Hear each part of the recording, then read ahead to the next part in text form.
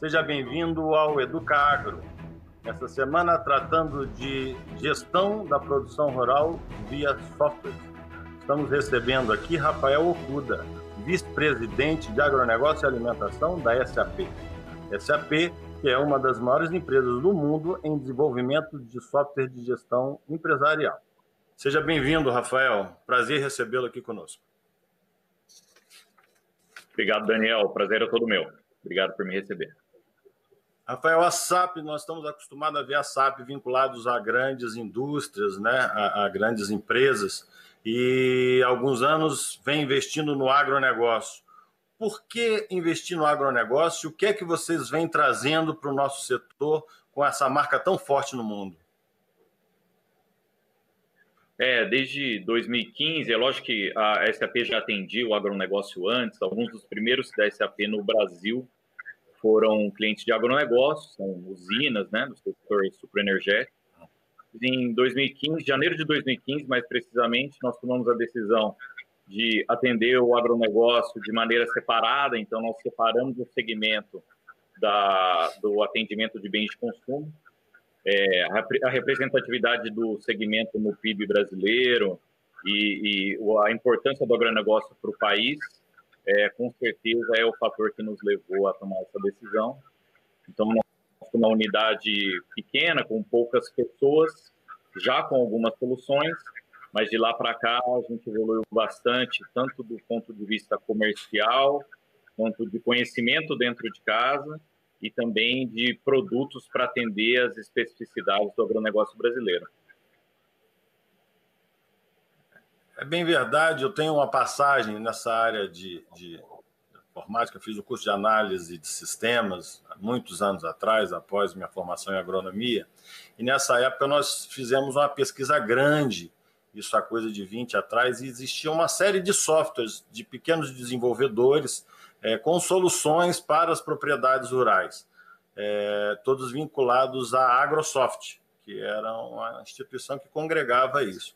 Mas, na verdade, eu, como trabalhando no campo há muitos anos, o que a gente vê é que o produtor rural efetivamente não se apropriou do uso de tecnologias, de softwares de gestão. O que é que nós precisamos fazer, na sua opinião, para democratizar o uso dessa ferramenta tão importante? Eu atendo esse segmento, eu sou do Paraná, sou de Londrina, no Paraná, Daniel. Eu atendo esse segmento há algum tempo por outras empresas de tecnologia e há 6 anos na SAP. Tá? Eu vejo uma crescente nesse movimento de mais tecnologia, né, no campo. Eu acho que as cooperativas, os próprios cerealistas, né, comerciais de grão, os traders e as empresas de defensivos têm atuado de forma importante nesse sentido, levando mais tecnologia, aportando mais tecnologia para esse tipo na ponta mesmo, né, como a gente diz. Acho que o produtor hoje ele tem acesso a mais tecnologia, está mais interessado. Eu acho que toda essa questão de sucessão, os filhos e os netos entrando para atuar efetivamente no dia a dia das propriedades tem ajudado também nesse sentido. Nós temos um programa, o Senar, um programa de assistência técnica e gerencial, hoje atende a quase 100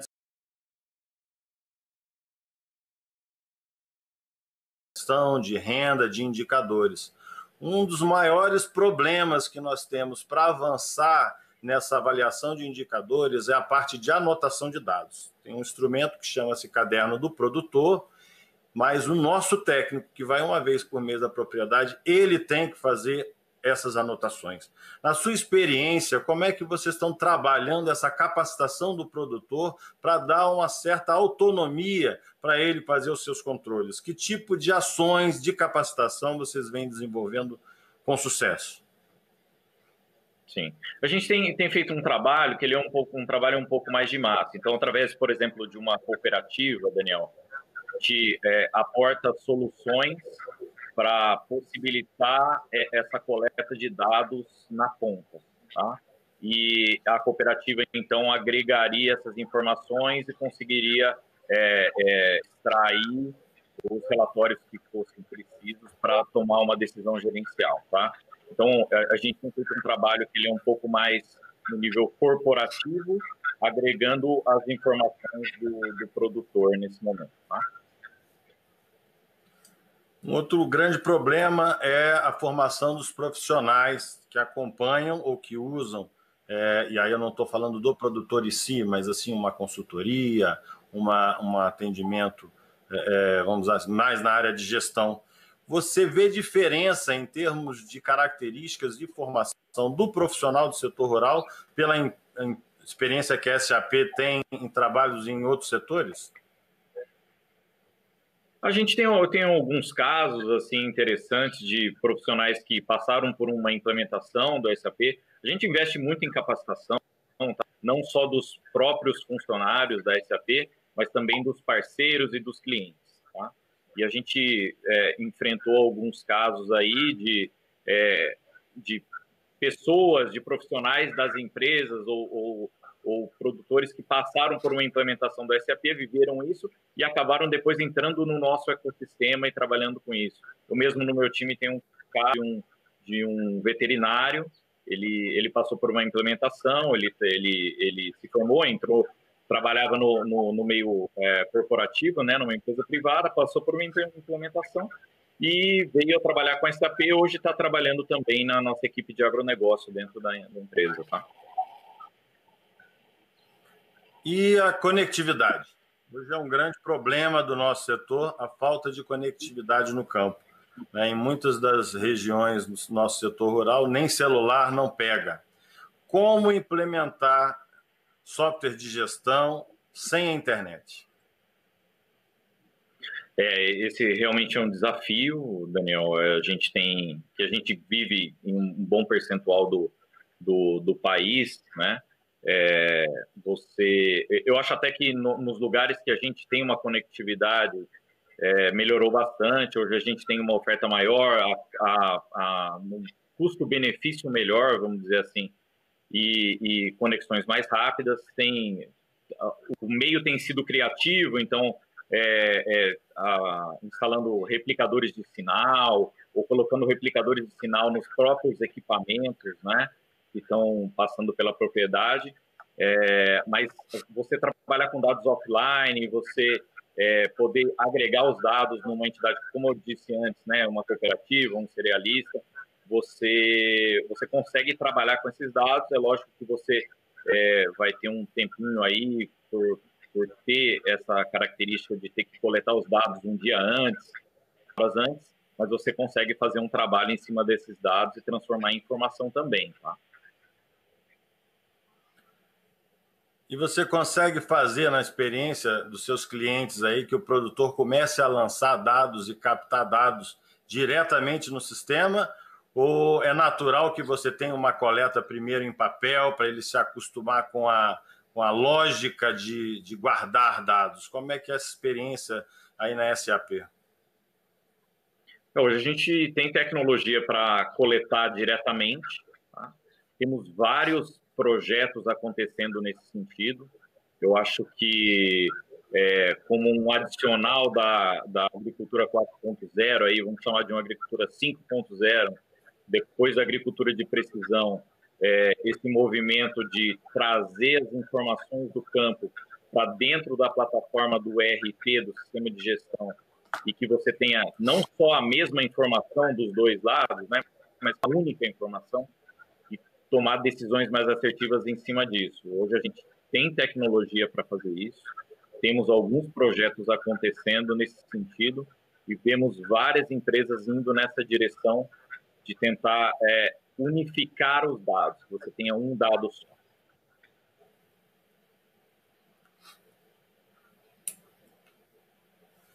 Não sei se você conhece esses dados, mas numa pesquisa da CNA nós fizemos uma distribuição baseada em renda do produtor, uma classificação baseada em renda do produtor, dos 5 milhões e 300 mil produtores. 300 mil representa 85% do PIB da agropecuária brasileira. Esses aí, eles se inserem na digitalização, no agro 5.0, no uso de softwares na na alta tecnologia.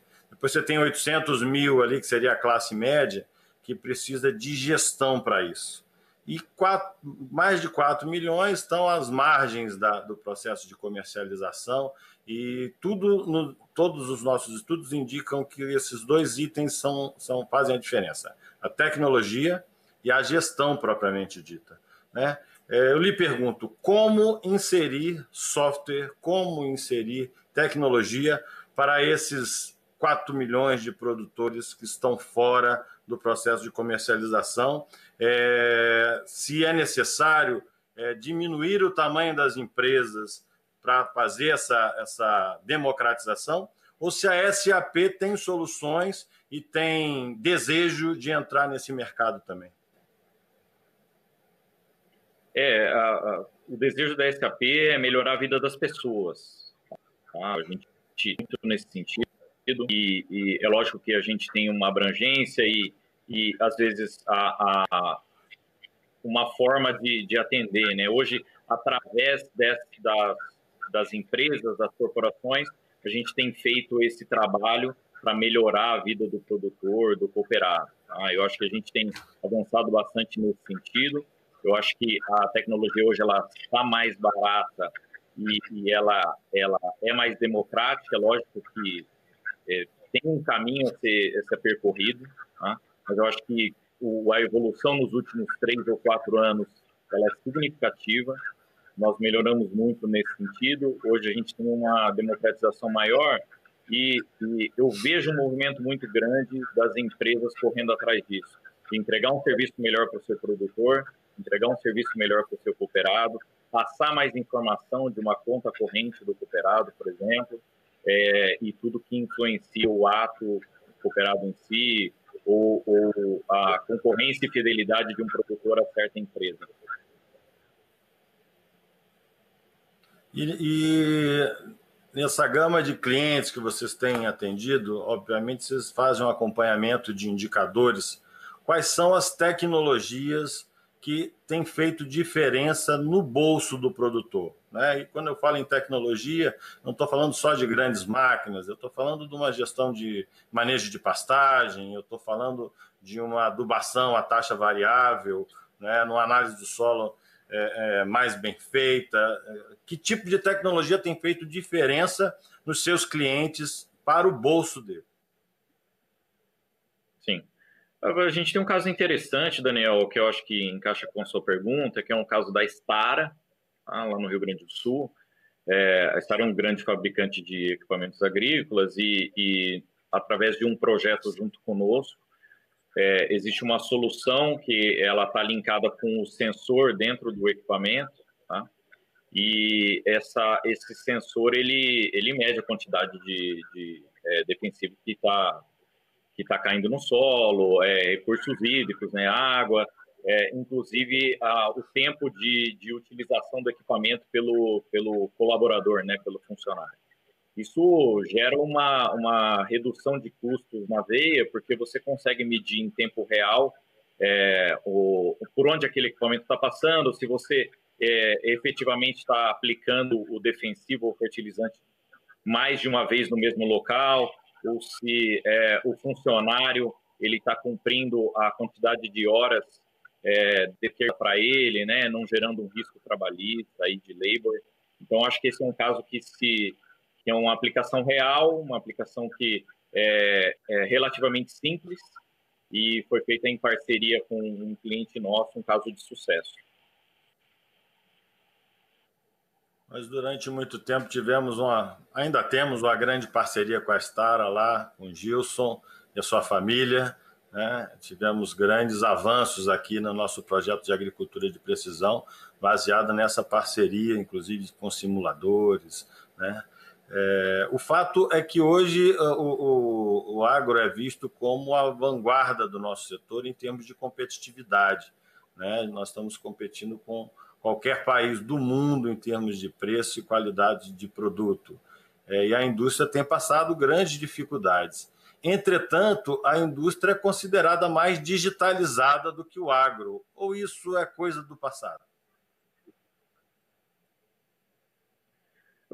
Eu Eu acredito que hoje o agronegócio ele está muito na frente. Assim, o segmento tem caminhado muito para a digitalização, para novas tecnologias. Quando a gente fala de novas tecnologias, é difícil limitar para machine learning, big data, blockchain. Eu acho que a junção disso tudo tem nos elevado a um outro patamar. O Brasil é o principal país do mundo em agronegócio. Nós somos o maior produtor de algumas commodities, o segundo maior em outras, mas é sabido que ninguém tem nossa capacidade, né, em recursos naturais para atender a grande demanda que vem por aí para os próximos anos.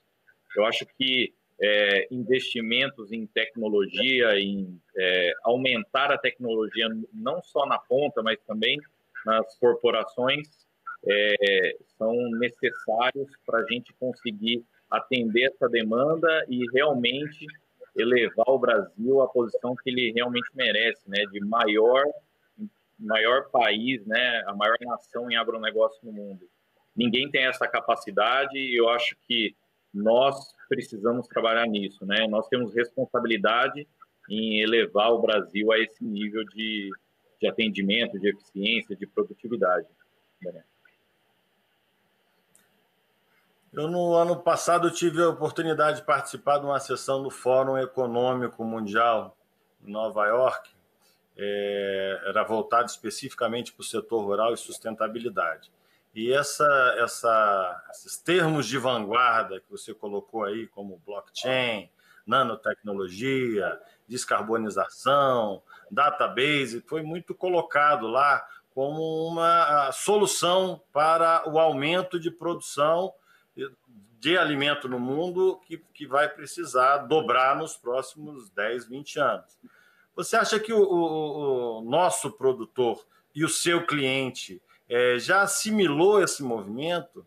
Você acha que ele já está, por exemplo, pensando em como usar o blockchain para melhorar o negócio dele, ou nós vamos ter que pegar o produtor pela mão e ensinar o que é isso?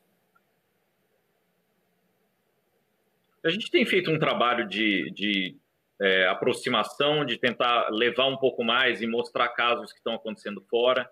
Eu acho que nesse sentido, apesar de ver algumas iniciativas no Brasil, ainda tem um espaço para crescimento. Hoje a gente vê algumas coisas acontecendo fora do Brasil, Estados Unidos, Europa, Israel, nesse sentido de blockchain e de divisão de informação mesmo, Daniel. A gente sabe que ainda tem um pouco de restrição, às vezes, de você dividir uma informação, mas algumas iniciativas têm tido bastante sucesso fora. Eventualmente, você criar uma plataforma de blockchain para você dividir o que tem acontecido na sua propriedade, ou se teve uma incidência de alguma praga aqui, e que isso pode ser uma informação importante para o seu vizinho, e no futuro isso pode ser bom para você também. Então, eu acho que tem algumas iniciativas acontecendo, mas tem um espaço aqui para a gente crescer e a gente está disposto a conversar sobre isso. Tem conversado sobre isso com alguns clientes e está disposto a trabalhar nesse sentido com as empresas. Nós estamos à disposição. Eu acho que esse é o caminho, né? Nós não temos que pensar lá na frente. E para isso nós precisamos avançar num processo de capacitação. Então, o Senar hoje capacita em cursos de curta duração quase 1 milhão de pessoas. Nós temos cursos em AD, cursos técnicos, temos a faculdade. E isso é necessário colocar esses assuntos de vanguarda para que o produtor rural vá se acostumando e não se assuste. O que é que vocês têm feito em termos de capacitação? Quais são as estratégias que vocês têm usado e se tem funcionado? Sim. O nosso processo de capacitação, como eu falei, ele é interno, a gente tenta reter os melhores profissionais e não só profissionais de tecnologia, mas em profissionais de negócio mesmo. Então, hoje nós temos engenheiros agrônomos, veterinários dentro do nosso time. Quando a gente fala de parceiros e clientes, Daniel, e como isso engloba um produtor efetivamente, um cooperado, a gente tenta passar essas informações e trabalhar nesse processo de capacitação com as empresas e que esse repasse seja feito na ponta também. A gente tem soluções que podem ajudar nesse sentido e a SAP tem um foco muito grande nesse sentido.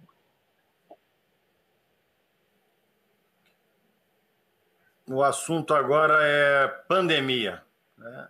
Nós hoje estamos vivendo um momento de exceção, o mundo inteiro está se adequando aos novos formatos de trabalho, aos novos formatos de relação, aos novos formatos de segurança, e isso veio para ficar. O novo normal, ele é certo.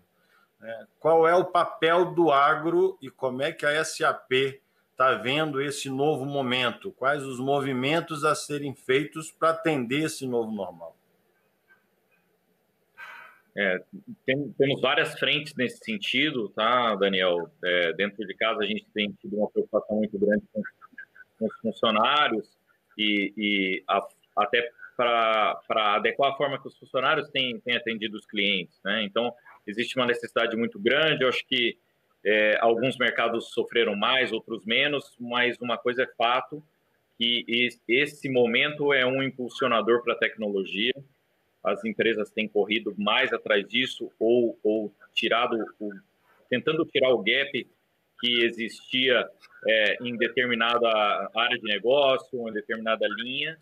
A gente tem visto uma procura muito maior por tecnologia e é um movimento que não vai parar. Eu vejo alguns casos de empresas que, por bem ou por mal, tiveram um aumento de critério de perfeccionamento da cadeia logística, por exemplo, porque a pulverização das vendas aconteceu sem eles fazerem nenhum plano de marketing, né? O momento trouxe isso. Teve que vender mais em mais lugares onde não tinham uma capilaridade antes, e isso gerou um aumento da preocupação com todos os elos da cadeia. Isso está gerando uma profissionalização não só do ponto de vista de tecnologia, mas também de processos.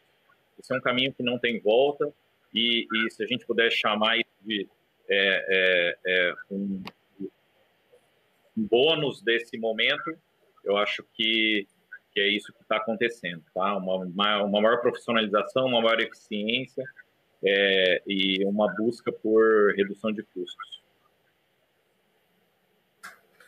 Agora vamos voltar um pouquinho ao produtor rural, né? Temos muitos ouvintes aqui, produtores rurais, que pode estar meio perplexo.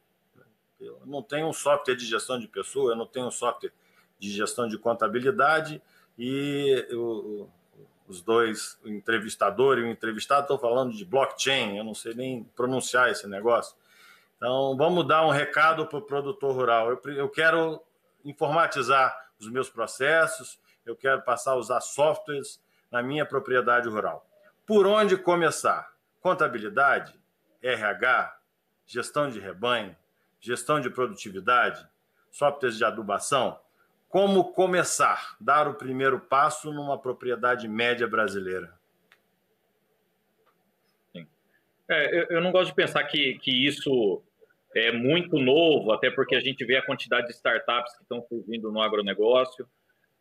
Nenhum outro segmento tem essa quantidade de novas empresas e de empresas pensando como tornar o agronegócio mais eficiente, mais produtivo, mais inteligente. Eu acho que isso, quase todos os produtores hoje já têm um acesso a esse tipo de informação. A gente tem tentado fazer um trabalho nesse sentido para democratizar um pouco mais o uso da tecnologia. É lógico que você começar por um software de gestão, você conseguir ter um controle financeiro, contábil, de materiais, é um bom começo, mas se você já tem isso, você partir para o seu núcleo do negócio, né, para o seu core, como a gente diz, é um bom caminho também. E o trabalho que a gente tem feito com cooperativas, com cerealistas, é um bom exemplo do que a gente tem tentado fazer para aportar mais recursos e mais informação para um cooperado, eventualmente. E agora vamos dar a oportunidade de você dizer como é que o produtor acessa a SAP. O produtor se interessou e ele agora quer conhecer um pouquinho mais da SAP. Tá ótimo. Nós temos parceiros no Brasil, mas a forma mais fácil talvez de acessar é entrar no próprio link da SAP Brasil. Se você digitar no Google, vai sair SAP Brasil. Lá vai ter um canal de acesso. consegue chegar até mim eventualmente, alguém da minha equipe, fico à disposição para ajudar em qualquer dúvida e qualquer necessidade.